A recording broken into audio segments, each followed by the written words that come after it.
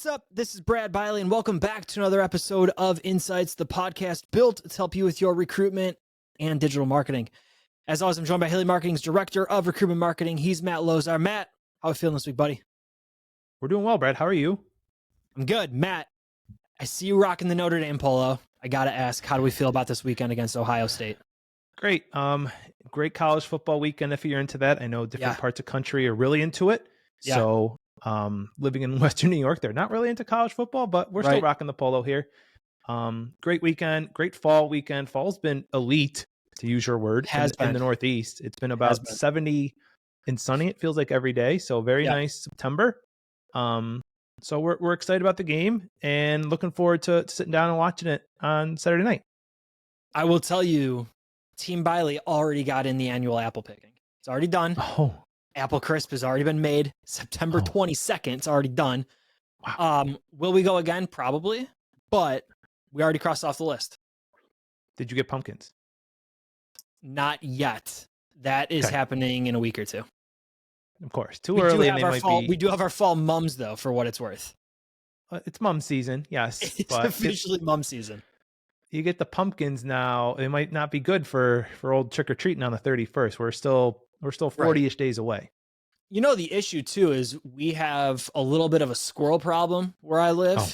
And even if I spray them or I put like the barricade around them, like the repel all, whatever it is, they still find a way to get through. So my takeaway is you're not smarter than the squirrels yet. I am not. We've lived here probably 5 years now. I am not smarter than the squirrels who live in our neighborhood at all. But yeah, man, fall is elite. At time of taping this, we are in a great time of the season or time of the year. Weather's great. It's sunny, but still kind of fallish. Fantastic. So what do you say, man? Want to get to the show? Let's go. Matt, I want to talk about if it's ever okay to miss your goal and sort of how to have that secondary goal or accomplishment that you set with your goal. And I want to talk about where this came up and sort of where my logic is, and then where I've also heard it in talking to different prospects and clients over the last couple of weeks. Matt, I'm thinking through sort of a physical goal, right? You want to lose 20 pounds this upcoming year, or in the gym, you want to be able to do X lift for X number of reps, whatever it might be, right? You want to bench 135 pounds for 5 reps, right? Whatever it might be. By the time your goal comes, you can only do it for 3. Does that mean you straight up failed?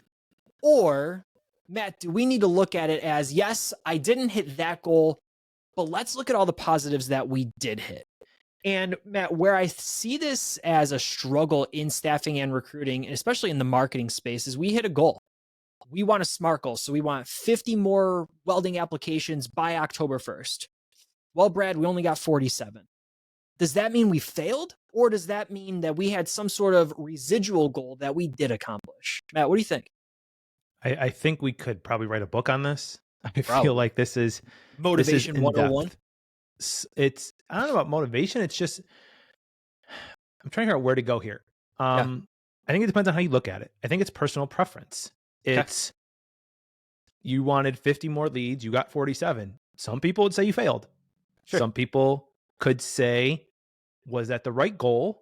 You know, or when you look at a personal like exercise goal, was your goal to run a 6-minute mile, or is your goal to run 4 to 5 days a week? Right. And if you're working towards that, then it's different. But in the business sense, you know, there's also so much that goes into it. I feel like I'm literally talking myself in a circle, because we're in 2023 here. You know, there's some, I don't know the name. I mean, there's tons of different leaders out there, but talk about, they don't set 5-year goals. They barely set 3-year goals because things change. Go back to the beginning of 2023. The market's changed a ton in 9 months. It's going to change a bunch in the next 9 months. It's impossible to predict. So did you fail? I guess so. If we're grading on a curve, maybe you got a B-. Right. So that's where I'm really stuck with this. I think it being personal makes a ton of sense. And maybe where I started thinking through this, and you and I have had the conversation before of not really knowing how to reward ourselves when we make an accomplishment or when we hit a goal. And it's almost like you reach that goal and it's a sigh of relief instead of a accomplished feeling, right? Like we wanted 50 more applications by October 1st. There's a sigh of relief that we did it. And there's never a holy crap, we did that. And we're all excited about it. And that I think is a global struggle and something that we just got to figure out. But as I was sitting here thinking through it, okay, yes, we set very, very defined goals. We want to achieve X, whether it's in your life, financial, your health, your business, whatever it might be.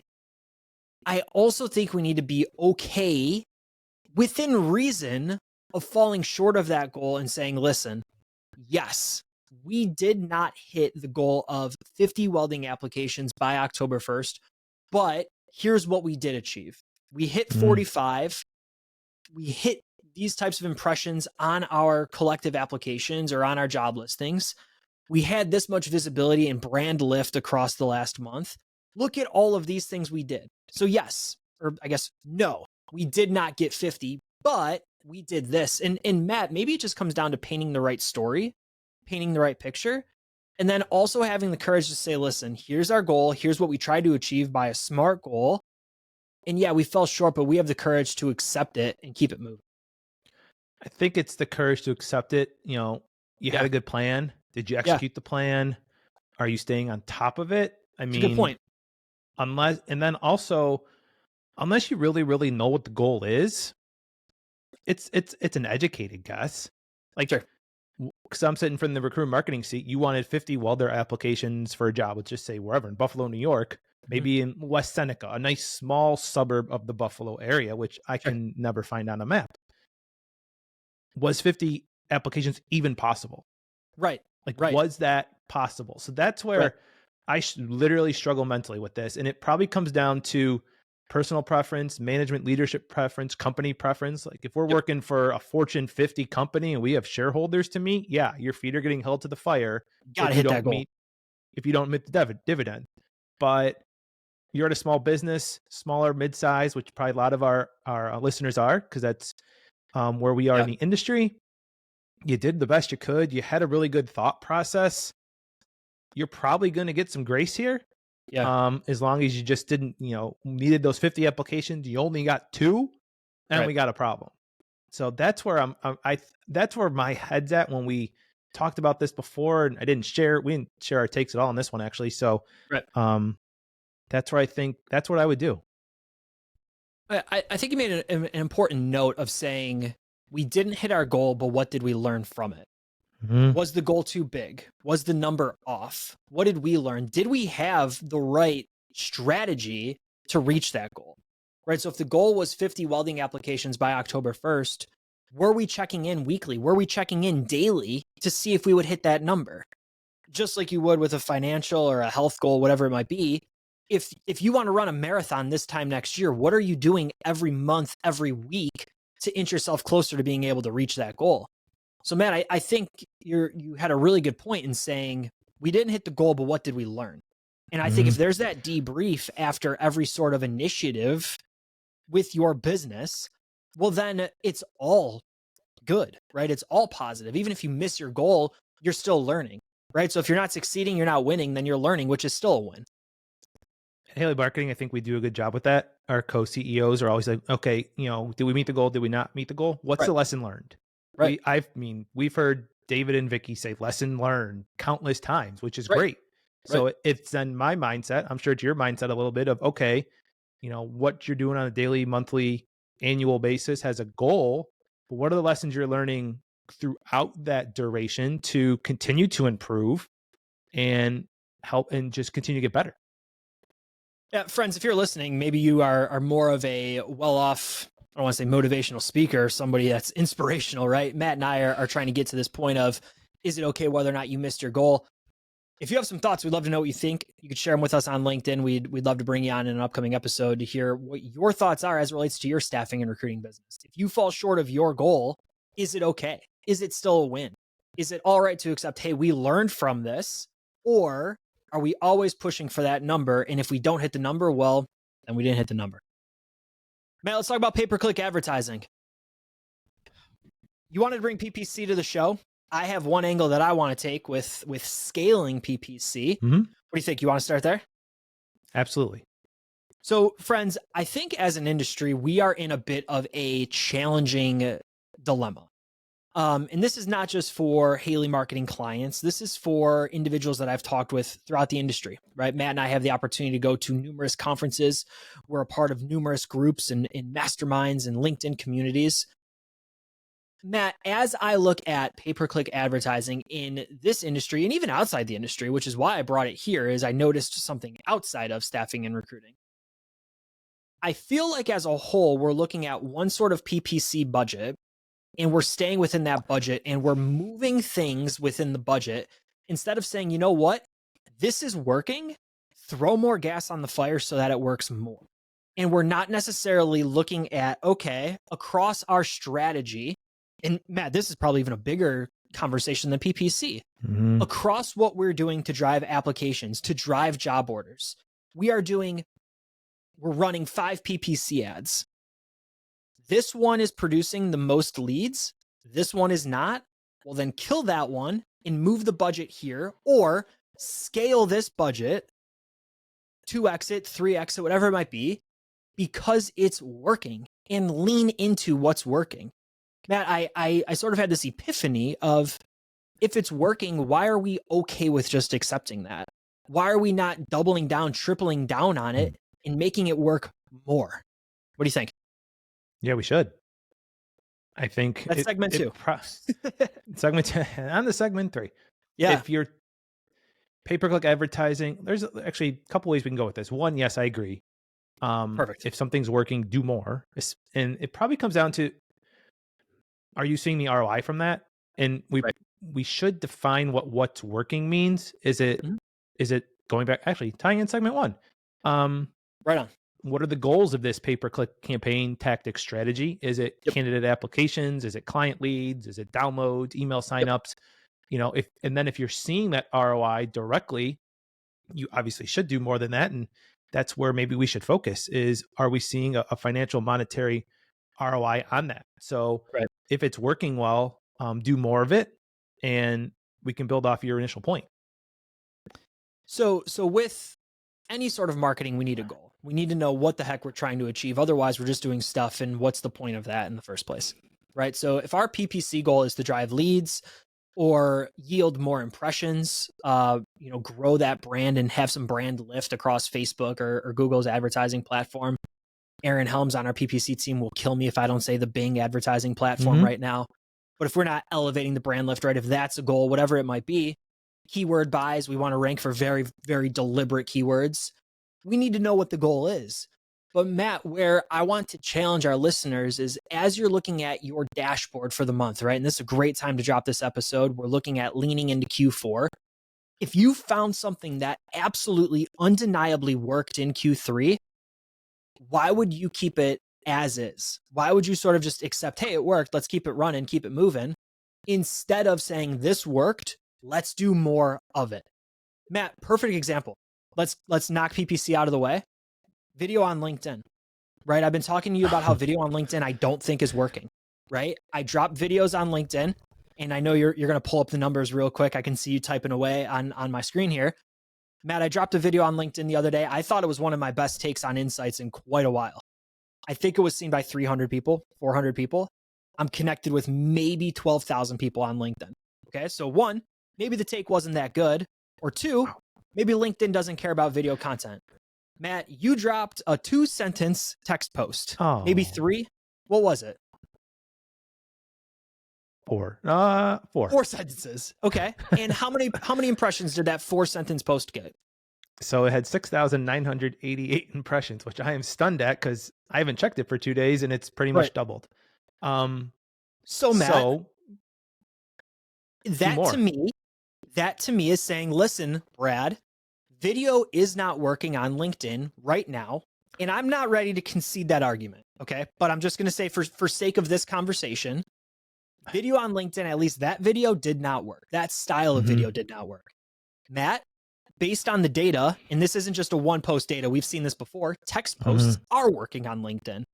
So when you look at your October social strategy for yourself, what are you going to do more of, Matt? What makes more sense for you?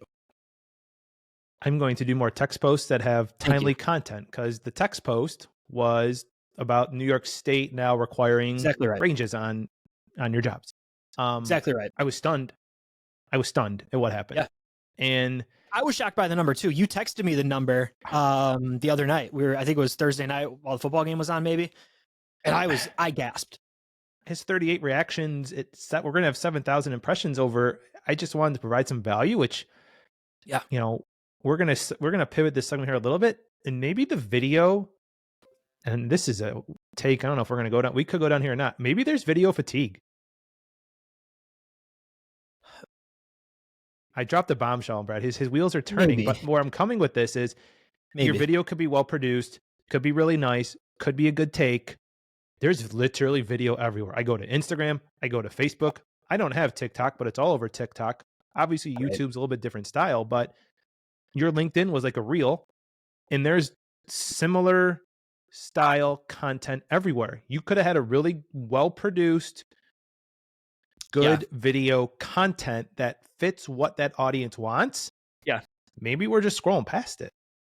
So I can catch that wave. And for the listeners, maybe we have 4 segments on the show, but stick with us. I can catch that wave. I think LinkedIn is a challenging platform right now. I don't think LinkedIn or its users know what the heck they should be doing on LinkedIn. Matt, LinkedIn right now, I've said it a few episodes ago, LinkedIn is a glorified MySpace. People are posting more personal stuff on LinkedIn than business. I feel like the stuff that gets engagement is more personal driven than business, which is okay, right? It is what it is. But I don't think users or the platform know, should we post slide shares, text posts, video, infographic, an image of me and my son? Should I post whatever, a work anniversary? I don't think users know what they're going to get when they go to LinkedIn. When I log on to Instagram and I click on the Reels icon, I know I'm going to get video. When I go to TikTok, I know I'm going to get video. When I go to Facebook, I know I'm going to get garbage and a bunch of ads. I know what to expect. Twitter, Matt, I don't go on Twitter anymore. I do. I hate Twitter. It is, I don't understand it anymore. But again, same thing. I don't know what I'm going to get, right? So I think your point there of, are we inundated with video? Maybe, if we don't know it's coming. People spend hours on TikTok, hours on Reels, because they're in this sort of wave of, this is what I want to do for the next 20 minutes. I don't know if maybe people are doing the same on LinkedIn. To tie it to the beginning of the segment, it's do more of what's working. And with your budget, with your content strategy, 80-90% probably should be what you're doing, what's working well. And there has to be a test element as well, whether it's type of content, when you're posting, the strategy, the tactic, to continue to test, because it's evolving. Like this uncoordinated experiment between Brad and I this week, like he posted his content, I posted mine. We didn't think this was going to happen, but being this is what we do every day, just looking at it, jumped out to say, wow, this is something's going on here. Right. Because my post wasn't that great. It was just, hey, New York State has salary. Stunk. It didn't stink, but it wasn't, something amazing. Thank you very much. Good. But it's like, hey, New York State has salary law requirements now. Make sure you're doing this. Have a nice day, basically, is what it said. It was helpful, right? And that at the end of the day is what LinkedIn is for. I would say 90% of the people you're connected to are in staffing and recruiting. So that update matters to them. It was timely. It was important. It was quick hitting. It didn't require me to click a link and read a blog article. It didn't require me to watch a 45-second video. It was, hey, this is happening. Here's what you need to be aware of. And here's what you need to do. Keep it moving. So, Matt, honestly, I love that kind of content. So it was a great post. I'm joking saying your content stunk. It was actually a really, really good post because it was short to the point and it got in and got out. You want to take that segment on any other tangents? No, I'm done with tangents for today. That was a good one, man. And it was unexpected. I know we started talking about PPC. We got into really content on LinkedIn. Matt, I got one more that I want to talk about. And I'm interested to know your thoughts on this. And I know we texted a little bit about it this morning, right before the show, and it's a last minute segment. I feel like I'm getting bribed more frequently to have a meeting. And I want to know what you think about it. One, as a sales tactic, and two, I want to know your number. So, friends, here's what's happening, because everyone has a number, Matt, and that's what I'm getting to. So, friends, lately in my inbox, and this is just this week, I've had 3 different companies reach out. I'm not going to name them, who have wanted to meet with me. So I'm Haley Marketing's director of social. So on LinkedIn, very, blindly looking, you can see that I'm director of digital. You can very clearly see that I'm involved in digital marketing. A lot of what I talk on is social media. You can see that clearly from my profile. So 3 different companies in that space have reached out. One offered me a Yeti mug to have a conversation. One offered me an Amazon gift card for, I think it was $20 to have a conversation. And one offered me cheese and wine to have a conversation. Matt, I did not take any of the meetings. One, I don't know any of the companies, nor am I interested in what they were trying to sell. On the bribe side of things, I don't drink. I don't really care for cheese, so that was off. That bribe didn't count. Amazon, I use way too much, so that actually probably would have been helpful. And the Yeti mug, I have more than enough cups. Matt, it feels to me, though, like there might be a playbook that was released into the wild of bribe your prospects with low budget items and hope for the best. And Matt, it's not working for me. Would it work for you? I'm going to talk about, I said no more tangents. I don't think we'll have tangents. I received the offers, not as many as you recently. There was one for, it was $50 or something. I should do some email search here. Yeah. Would it work for me? I think what we're seeing, the answer is maybe. The number's got to be bigger than $25 because right. There's, you know where I'm going with this. I do. I know what you're going. What we're seeing, maybe, since we're remote, this is the free lunch. It's a good take. That's a good take. Because we've all received the emails, hey, coffee on me. Now the stakes are getting raised, where it's been, I'll DoorDash you something, or, here's a gift card for your team. So now it's starting to increase where it's, $25. And I mean, everything costs more. So maybe it's just natural wage increase. But that's where I think this felt like to me when you said originally, I'm like, there's no such thing as a free lunch because here's the Yeti, where's my pitch, or get bread. And now apparently he has to get a Stanley now instead of a Yeti. And he may have taken the video meeting, but that's what it feels like. It's a good thought. But to really put a thought into this, the product, the pitch, the offer has to meet the pain point.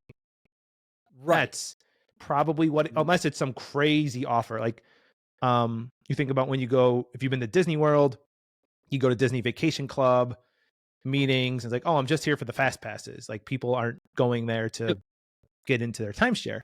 So is the offer one meeting a pain point? And then the other side of it is it too high for me to ignore? Like, if somebody told Brad they're going to give him a $250 Amazon gift card, he's probably jumping on the call. So I jokingly texted Matt and said, maybe I should take these calls and start fueling up on stocking stuffers, right? Like wine, a Yeti, a gift card. That's 3 stocking stuffers. That's 3 family members who I can cross off the list. Matt, I think you have a good point. In one, do I have that need, right? What are you trying to sell me?